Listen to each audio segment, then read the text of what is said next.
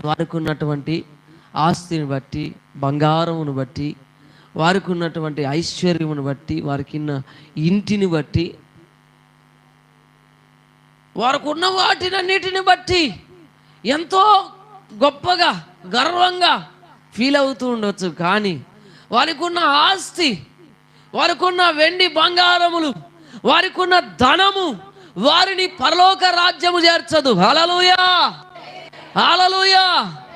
యేసు క్రీస్తు ప్రభుల వారు మాత్రమే వారిని పరలోక రాజ్యానికి చేర్చగలిగిన దేవుడు. నేనే మార్గము, నేనే సత్యము, నేనే జీవము, నా ద్వారా తప్ప ఎవరు కూడా తండ్రి యొద్దకు వెళ్ళలేరు. హల్లెలూయా, హల్లెలూయా.